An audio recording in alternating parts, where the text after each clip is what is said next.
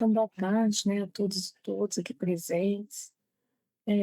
O Centro de Inovação e Inteligência Artificial para a Saúde, se a Saúde do FMG, tem a honra de recebê-las para mais uma reunião, né, científica mensal. Nossa palestrante de hoje é a professora Vanessa das Graças, que possui graduação em Medicina, mestrado em Saúde Pública pela Faculdade de Medicina e é doutoranda no programa de pós-graduação em Ciência da Saúde. Infectologia e Medicina Tropical, também na Faculdade de Medicina do UFMG.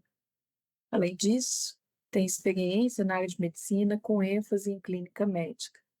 Atualmente é professor da graduação em Medicina da Faculdade de Saúde e Ecologia Humana e médico da assistência do Departamento de Atenção à Saúde do Teletrabalhador da Universidade Federal de Minas Gerais.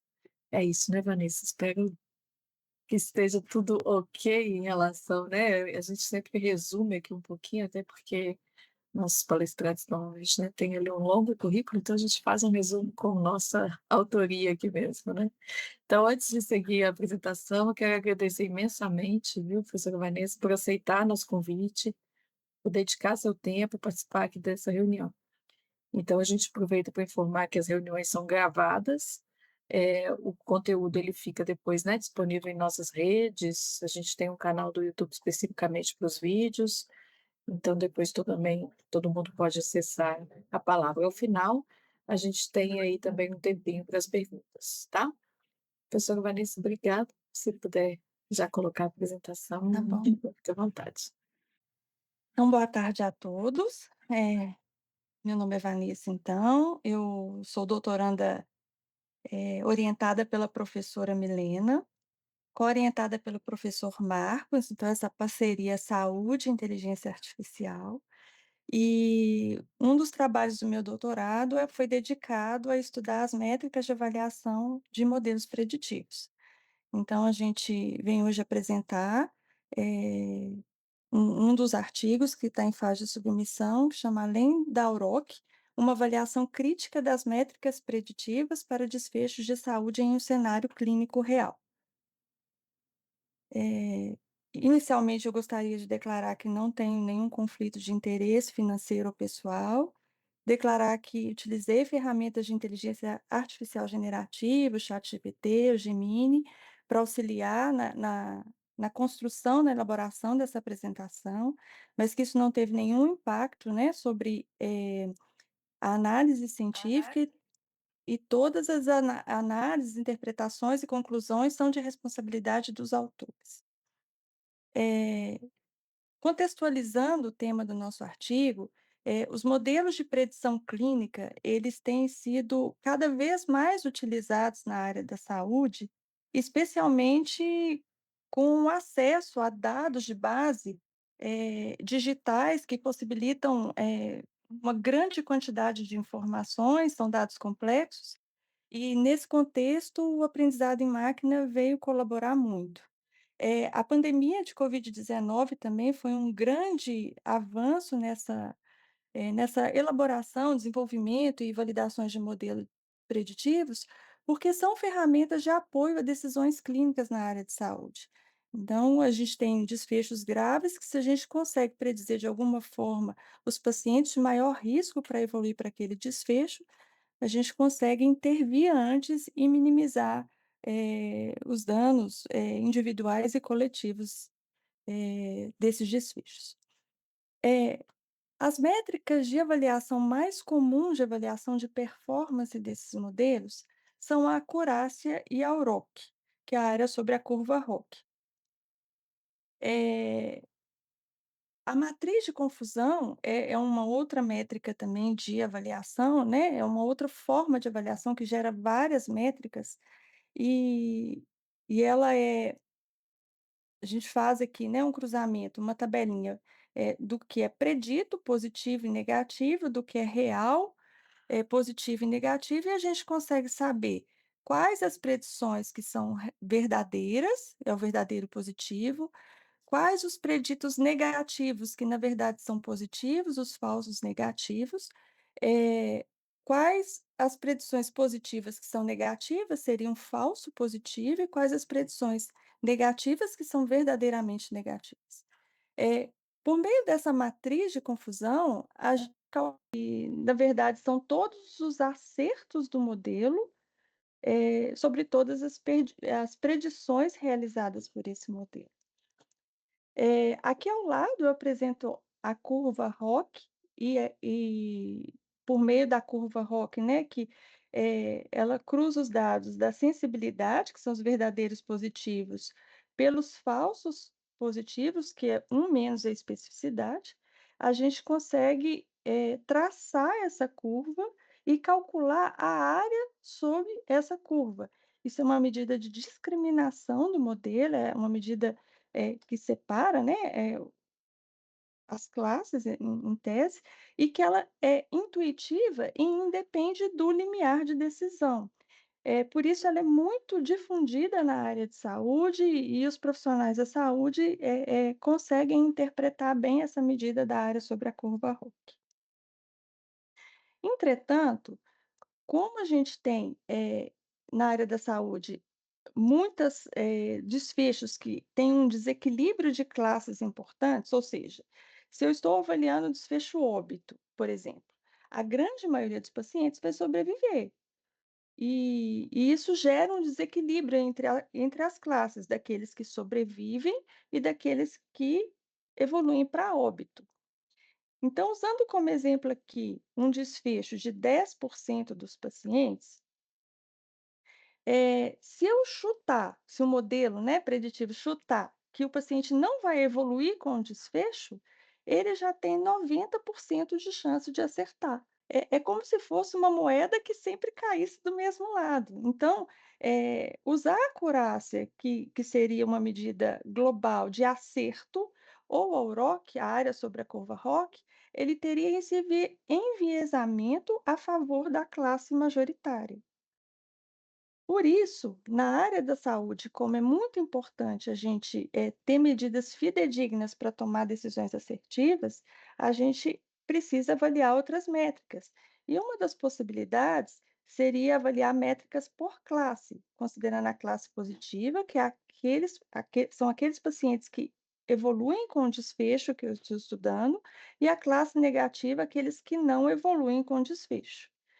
Então, na classe positiva, eu vou calcular a precisão da classe positiva, que na área da saúde a gente conhece mais como um valor preditivo positivo, que são os verdadeiros positivos dividido por verdadeiro positivo e falso positivo. E a sensibilidade ou revocação da classe positiva, que são os verdadeiros positivos divididos pelos verdadeiros positivos mais os falsos negativos. Por meio dessas 2 métricas, por meio de uma média harmônica dessas 2 métricas, eu calculo o score F1 da classe positiva.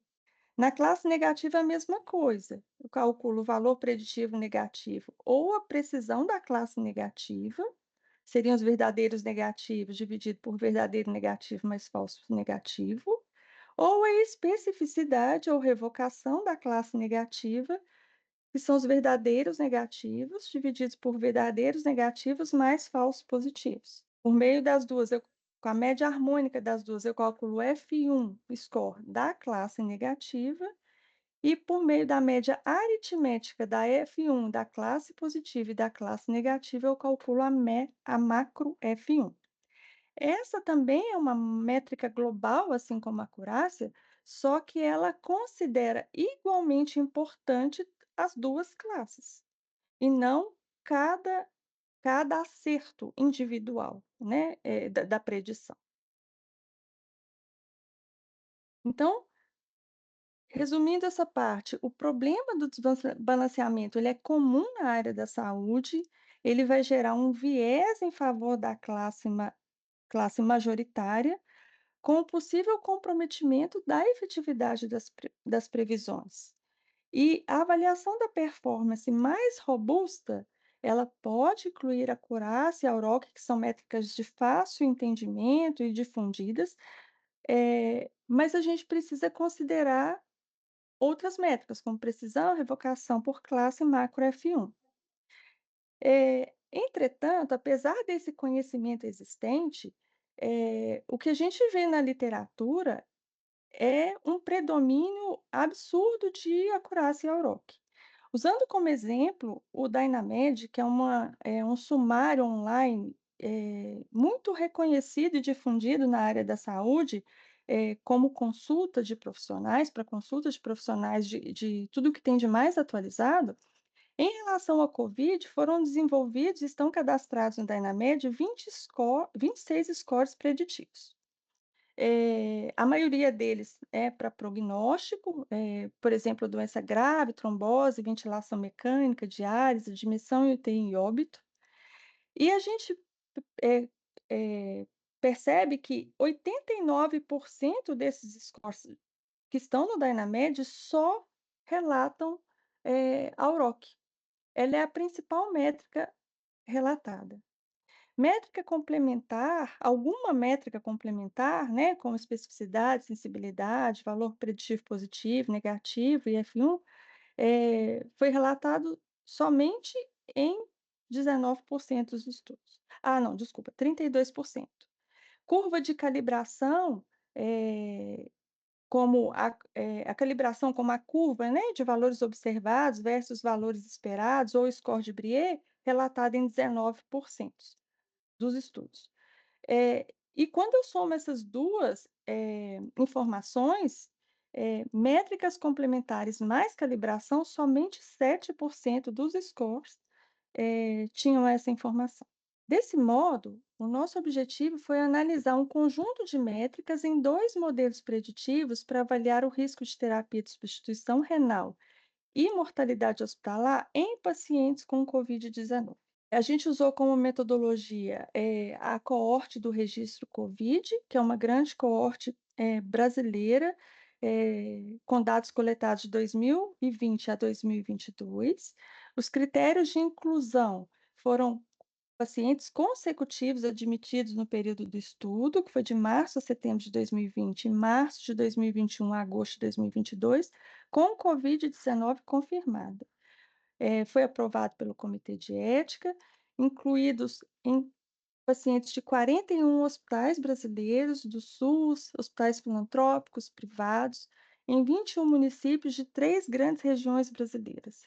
A gente coletou dados demográficos, clínicos, laboratoriais e dados de desfecho, registramos no REDCap e periodicamente eram feitas auditorias para verificar a consistência desses dados e, se necessário, eles eram corrigidos. Esse foi o fluxograma de coleta dos dados, então a gente teve um levantamento dos pacientes elegíveis em cada instituição, a gente buscou no acervo, né, do hospital, no sistema da instituição, se o paciente apresentava os critérios de elegibilidade que eu falei, se ele não apresentava, a gente desconsiderava essa revisão e realçava na planilha que ele era inelegível e o motivo. Se ele era elegível, a gente atribuía um número para ele, realçava a elegibilidade na planilha e realizava a revisão do prontuário e a inclusão das informações no formulário eletrônico.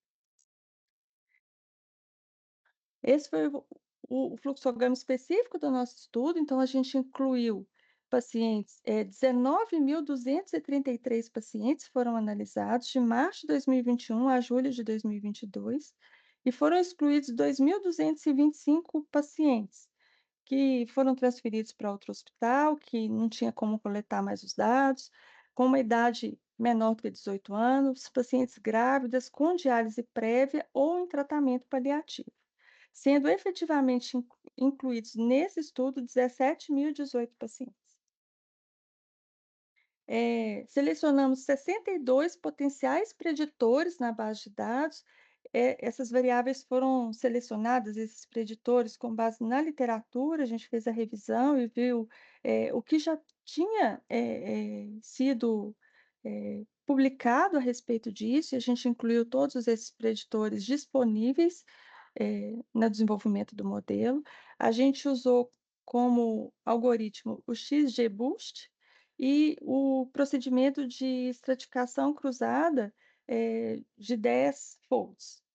A gente calculou, fez a matriz de confusão, calculamos a acurácia, a UROC, a precisão e revocação global e por classe, o F1 score por classe e a macro F1 e calculamos a métrica e o intervalo de confiança de 90%. Também fizemos o score de Brier como medida de calibração do modelo e avaliamos o impacto de diferentes limiares nas métricas. O limiar padrão seria 50%, ou seja, acima de 50%, o paciente seria, predito como que evoluiria para o desfecho, e a gente avaliou 50, 40, 30, 10, 20 e 10% como limiar.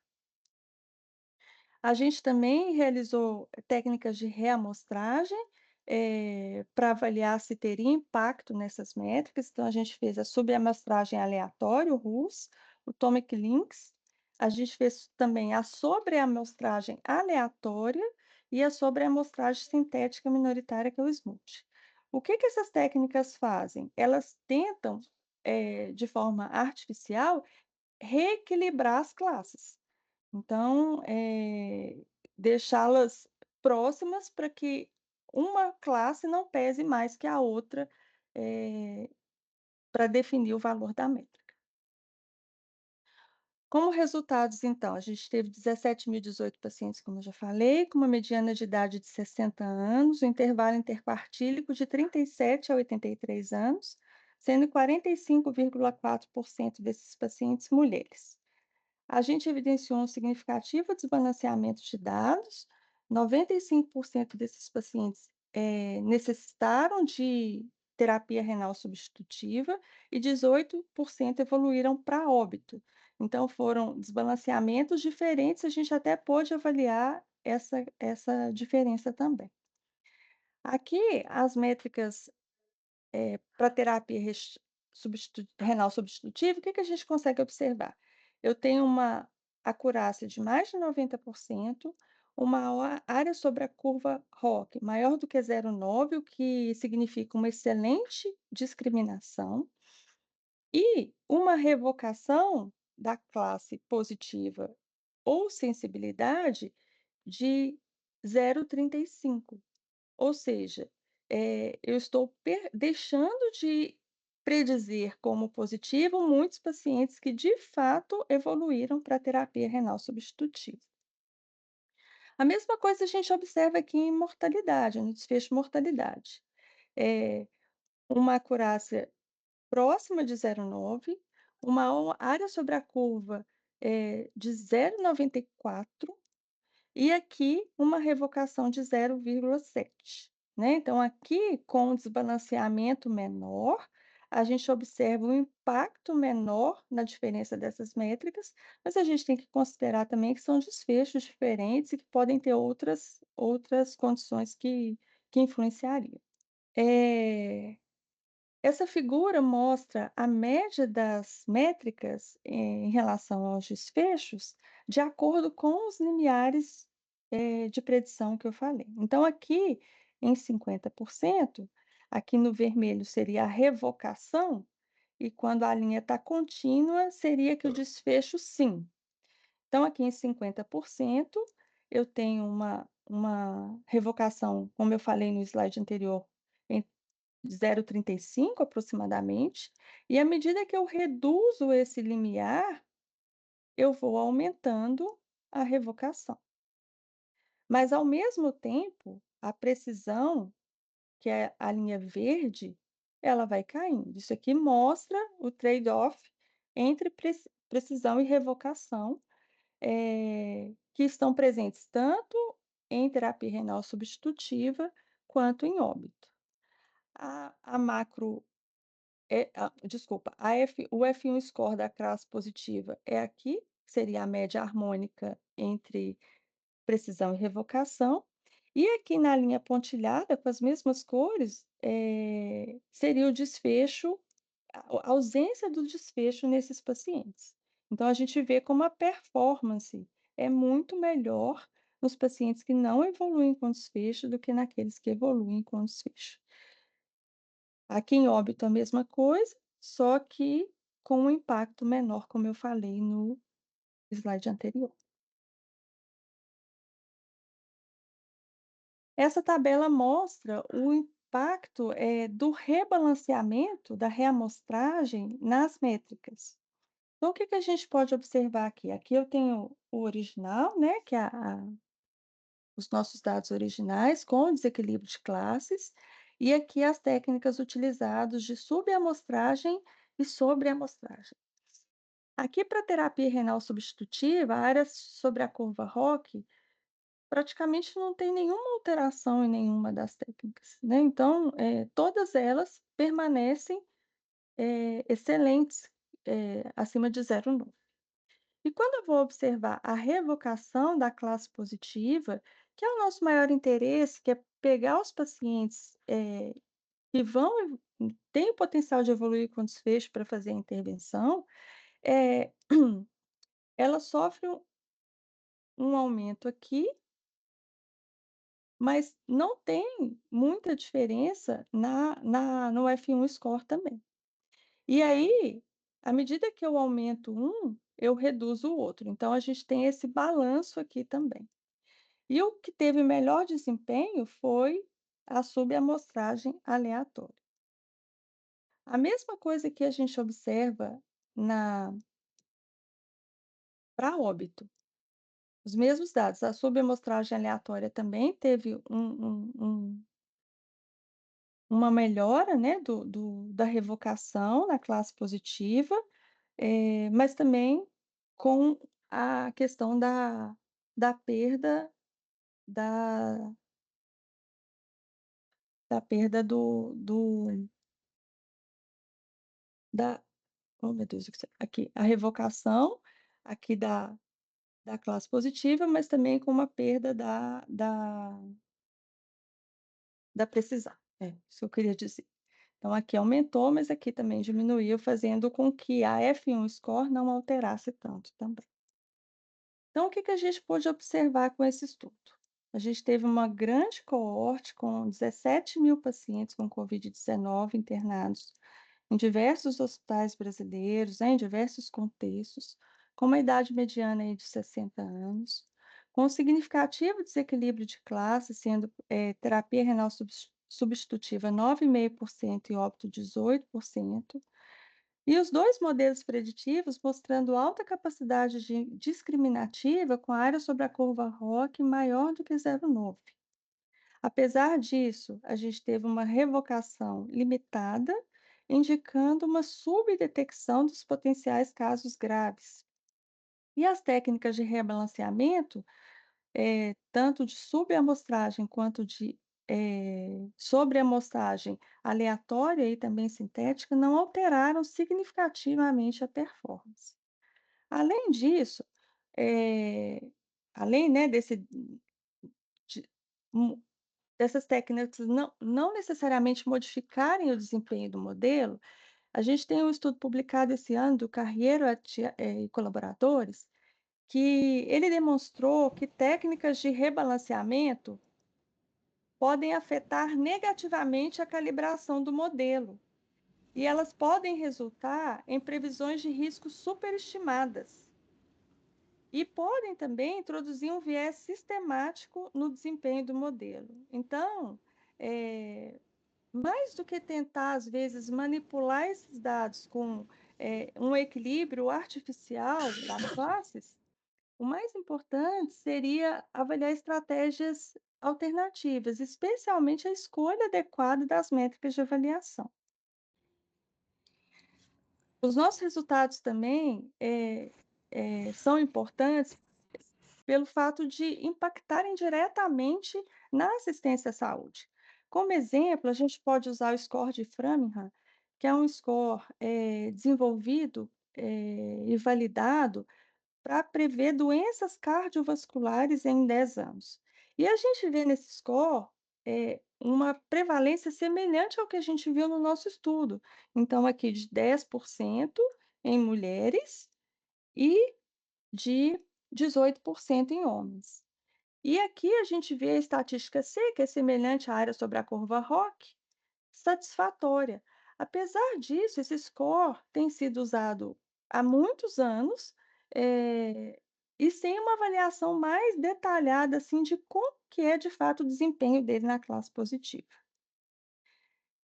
Então, só exemplificando, um desfecho de 10% com uma área sobre a curva ROC acima de 0,9, como foi o nosso caso, e uma sensibilidade de 0,35, a gente estaria detectando, somente 4 pacientes para poder fazer essas intervenções, eh, que são necessárias, seja medicação, seja monitorização, transferência para um centro de diálise, unidade de terapia intensiva, e a gente está perdendo, 6 pacientes então. Então, assim, é muito significativo esse impacto na vida real.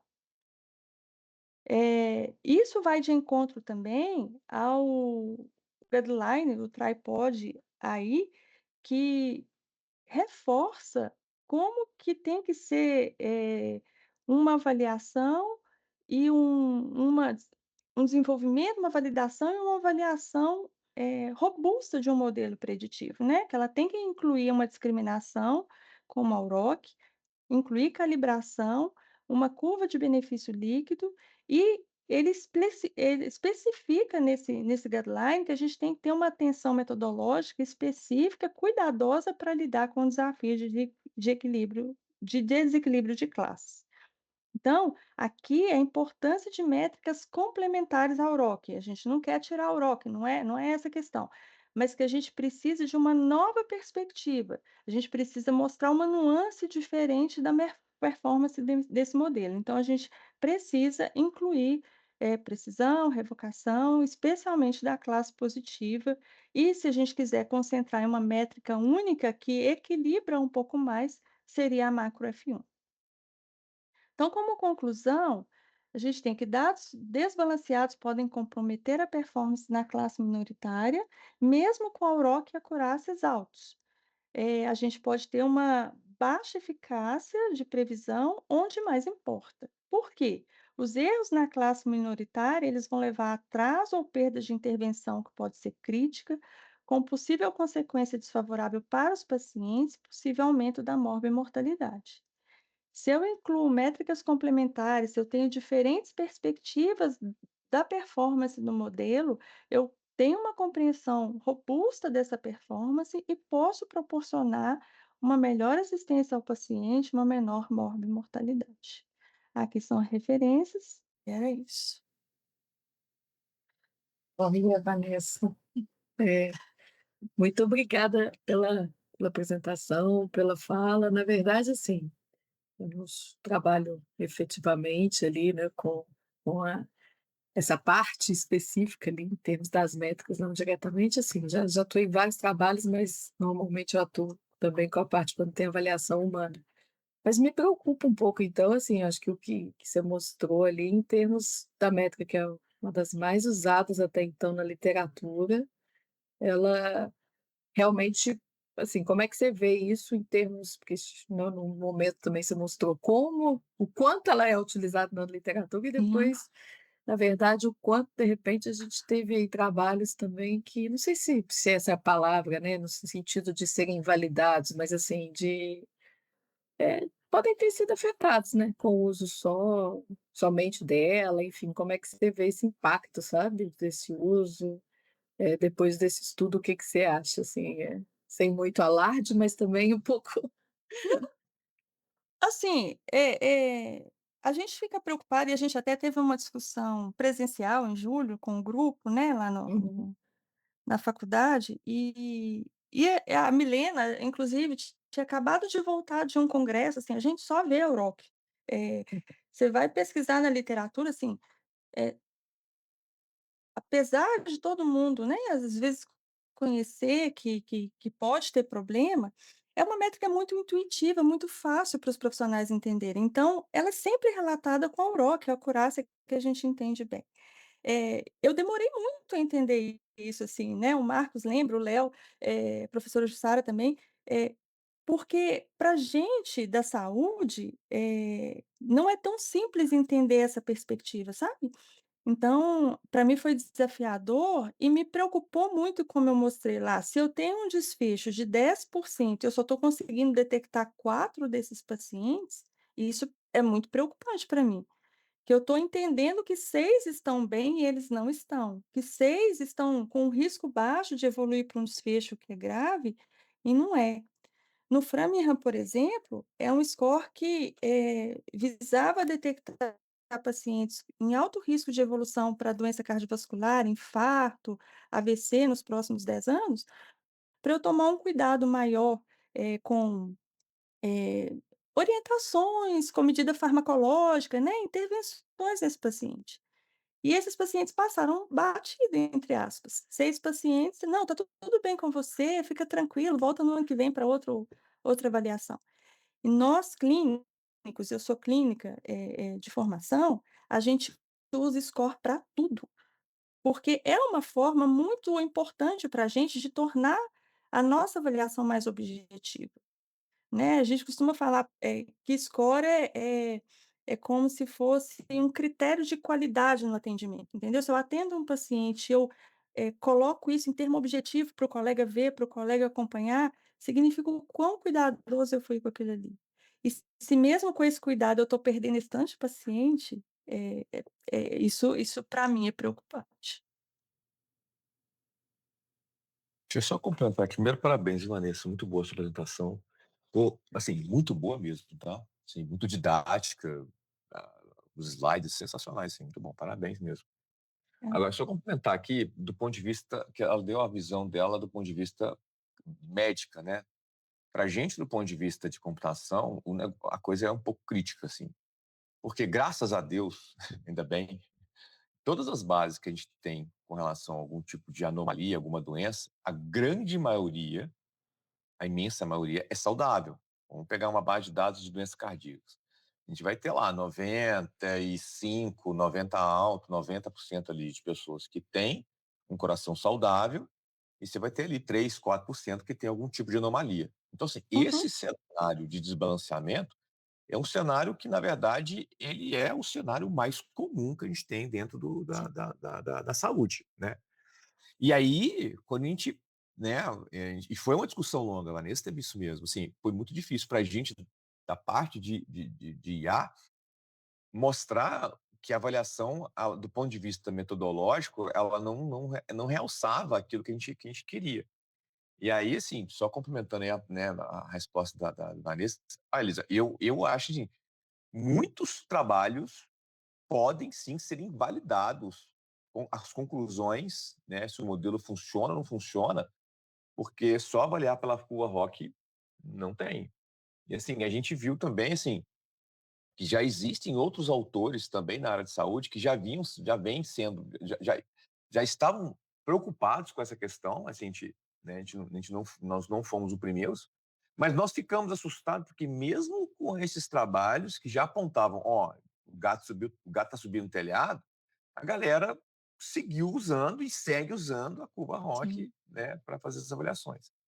Então, assim, é uma preocupação. Assim, eu espero que tenham muitos médicos aqui, muita gente da saúde, porque foi até nessa discussão, nessa reunião que a gente fez presencial no laboratório, uma das questões que a gente colocou foi que a gente precisava conscientizar as pessoas de que isso era um erro metodológico, principalmente o pessoal, né, os médicos, né, o pessoal da área de saúde. Eu espero que tenham muitas pessoas aqui, eu espero que isso aqui se divulgue bastante, né, porque a gente tem que repensar isso aí, porque, assim, eu não sei o tamanho do estrago que pode ser para trás, mesmo que para trás passou, que a gente pelo menos trabalhe nisso para frente, né.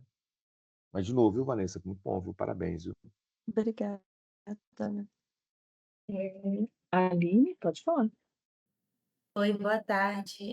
Queria agradecer muito a palestra da professora Vanessa. Eu achei muito boa também, a didática. E falando um pouco sobre isso que a gente está comentando mesmo, né, que é muito usado da curva ROC, não necessariamente é uma métrica melhor, né, que tem uma dificuldade de mudar para outras métricas. E eu ia perguntar justamente sobre isso, assim, o que a professora acha que poderia ser feito para comunicar de forma mais clara e compreensível para os profissionais de saúde,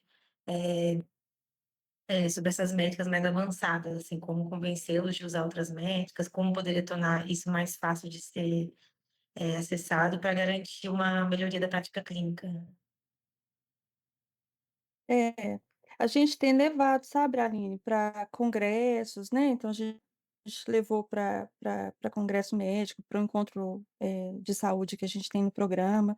A gente está, né, na fase de submissão desse artigo, e aí uma prioridade nossa é que seja uma revista médica, né, porque o pessoal da computação já é mais familiarizado com isso, então a gente, prioriza ser numa revista médica. Então a nossa intenção, assim, é divulgar por meio de eh, né, participação em congresso, apresentações e por meio da publicação desse artigo, assim. Esses são os passos que a gente está trilhando agora. E é isso, assim, o Uma formato do divulgação artigo. científica. O formato do artigo, por exemplo, assim, porque foi um trabalho conjunto e muitas vezes, a gente enfrentou dificuldades, porque a linguagem da ciência da computação é diferente, a linguagem da saúde é é diferente.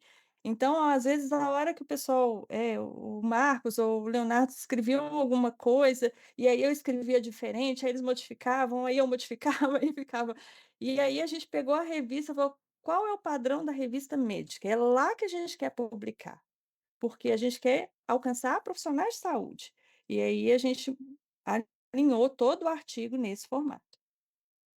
Mas, foi uma experiência muito interessante, assim, essa compreensão mútua, né, eles entenderem o que a gente estava falando, e a gente tem crescido muito com isso. Eu entender o que estava sendo me passado também, e agora eu preciso repassar isso para outros profissionais, porque também como eu aprendi, talvez eu tenha uma linguagem mais fácil para comunicar do que um cientista de dados. Sim, acho que esse é um dos maiores desafios mesmo, essa comunicação, de unir as 2 áreas, mas, a senhora está fazendo muito bem, eu sinto melhor sobre essa parte, mas muito obrigada. Eu que agradeço. Obrigada, Aline. Luiz? Tá com o microfone. Ótimo. Boa tarde, Boa pessoal. tarde. Boa tarde, Elisa, Vanessa, demais colegas. Parabéns, Vanessa, pela apresentação. E aí, Vanessa, eu queria, na verdade, era pedir uma sugestão de aprofundamento sobre a temática, porque me tocou muito, porque eu trabalhei, Ai, tenho que bom. trabalhado bastante com curva ROC, né, então a gente tem feito isso para validar, né, detectar de forma mais precoce, a gente tem nem a palavra detectar que a gente tem gostado de utilizar, pensado em rastreamento a partir de medidas antropométricas, para a gente conseguir rastrear doenças crônicas não transmissíveis, diabetes, hipertensão e próprias dislipidemia. E os nossos parâmetros de métrica têm sempre sido curva ROC, né? E aí a gente não consegue, ainda bem que a gente não foi tão longe assim, porque a gente quer prevenir, né? E aí a gente fica muito angustiado que as nossas curvas nunca dão uma área sobre a curva, igual a sua área sobre a curva aí demonstrada, né? Invejável para qualquer pesquisador. Aí eu fiquei pensando no dano de tudo que a gente já fez, daquela área sobre a curva que a gente achava que era boazinha, né? Imagina o que a gente não está conseguindo captar. Que você me sugeria para aprofundar mais nessa temática que você trouxe de leitura básica? É, assim, isso é muito interessante, sabe, a palavra que você usou. A gente precisa captar nuances. Não é questão de, né, assim, de invalidar a curva ROC, mas ela não é suficiente, essa é a mensagem. A gente precisa captar algumas nuances desse modelo, alguma característica importante, especialmente em relação à classe positiva, que é a menor classe na nossa área da saúde, né. Quando a gente vai olhar desfecho, sempre a maioria sobrevive, a maioria é saudável, a maioria não evolui com aquela complicação. Eu tenho alguns artigos, eu posso te mandar, né, assim, tem alguns livros de inteligência artificial, tem um artigo muito bom, assim, que mostra como é que a gente vai desenvolver e validar essas predições, que foi publicado na BMJ, e tem um artigo excelente, 2 artigos excelentes, eu não vou saber te falar os autores exatos, que eu não consigo Sim, lembrar tudo agora, mas tem 2 artigos excelentes que ele faz só revisão de métricas, assim, ele faz com dados simulados, e o nosso artigo ele se diferencia muito por isso, porque ele pega um banco de dados real percebo. e desenvolve um modelo em um banco de dados real, mas ele pega dados simulados e demonstra cada uma dessas métricas, entendeu? E aí, só me passa o seu e-mail, né, ou e aí eu te passo tudo, ou então pode acessar o link também lá no que eu coloquei, o QR Code, né, que eu coloco Sim, tudo lá também, da forma como ótimo. você preferir. Eu pus meu e-mail aqui, se for fácil para você, caso você queira deixar o seu no chat, eu também posso escrever te solicitando, não tem problema não. Não, deixo também, mas eu te mando, eu te mando. Daqui a pouquinho eu sento ali e te mando esses artigos. É muito legal e tem artigos muito didáticos nisso, que eu precisei disso, Luiz, porque eu sou médica, minha formação é biológica, entendeu? Eu sou enfermeiro, e aí eu tenho esse mesmo desafio que você tem de conseguir traduzir isso para minha concepção, porque é difícil. Para quem é da área da estatística, isso é muito rápido, muito fácil. Para gente que a vida inteira usou, né, e vem levantando a curva ROC, e agora vendo também vários artigos aí de alto impacto, trazendo curva ROC para validar os modelos que eles têm feito, me chama mais uma atenção, será que esses modelos realmente têm uma alta acurácia? Então não é só numa questão, meramente de diagnóstico ou de rastreamento, é para validação dos modelos preditivos que estão sendo utilizados. Sim, sim. A gente precisa mesmo, né, ter essa perspectiva, e aí eu me disponho, eu te mando, e se precisar também a gente senta, conversa, porque é isso que eu falei com a Aline, assim, o Leonardo me explicar, o Marcos me explicar, a cabeça deles funciona diferente, então eles vão num ritmo muito diferente do meu, entendeu? Por mais didático que ele seja. Da mesma forma, quando eu vou explicar algum desfecho em saúde, a importância de algum dado em saúde para eles, eles não vão acompanhar no mesmo ritmo que eu. Por isso que a parceria tem sido tão legal, sabe, tem gerado tantos produtos, essa parceria, da inteligência artificial com a equipe de saúde. Obrigado, viu, gente? As ordens. Obrigada aí pela participação, pela pergunta, Luiz. Pessoal, mais alguém tem alguma pergunta, algum comentário? Não sei se eu... Bem, antes de dar um encaminhamento aqui, eu queria fazer um pedido ali, a Aline está aí também para auxiliar. Normalmente a gente publica no jornalzinho uma foto aqui da nossa reunião. Se alguém quiser abrir a câmera, que a Aline pode tirar, se alguém quiser, puder, enfim, participar da foto do momento, a gente publica no jornalzinho, depois vocês conseguem acompanhar a notícia, tá? Normalmente a gente publica nas redes, enfim. Então, Aline, eu, Tem que tirar. então depois vocês acompanhem quem ainda não segue esse ar, né? A gente nas redes sociais, enfim, a gente também a gente tem um boletim que é de 15 em 15 dias, então aí sai, né? A gente teve a reunião e aí a gente coloca disponível o vídeo. Se tiver alguma reunião que você não conseguiu participar, também é bom que você consegue participar, enfim. Então, queria reforçar os parabéns pela apresentação, Vanessa. Acho que você tem uma árdua tarefa aí, né, em termos de divulgar essa informação e aqui é um momento, tenho certeza que outras oportunidades vão aparecer com o trabalho publicado, enfim. E aí, desejo realmente muito sucesso nessa empreitada, tá? E Obrigada. obrigada pela sua participação aqui. Bem, em nome de todos, gente, eu agradeço, né, a participação de vocês, a presença, a equipe do CIA, todos os presentes aqui hoje. Agradecemos também a nossa parceira, né, Unimed, os financiadores FAPESP, FAPEMIG, que nos permitem realizar os eventos como esse, né, de hoje. Aproveito todo mundo a convidar para se inscreverem, porque a gente manda as notícias, por exemplo, né, a gente está aí com um curso aberto, sempre que abre algum curso gratuito, a gente manda e-mail para vocês, então quem está lá cadastrado normalmente recebe, né, a notícia em primeira mão, consegue participar, enfim. Aproveitamos também quem ainda não acessou nossas redes, os sites, para acompanhar aí todas as matérias, tá? O nosso próximo encontro é dia 14 de novembro, já fica o convite para vocês participarem, ok? Vanessa, mais uma vez, obrigada, sucesso na pesquisa e sucesso na empreitada aí, que é difícil, mas tenho certeza que você tem esse caminho todo aí para brilhar e, enfim, Vai dar certo, divulgar. E como eu brinquei, logo, logo você está aí também terminando o doutorado, né. se Deus quiser. Obrigada. Gente gente, obrigada, boa tarde, até mais, até a próxima. Tchau, tchau.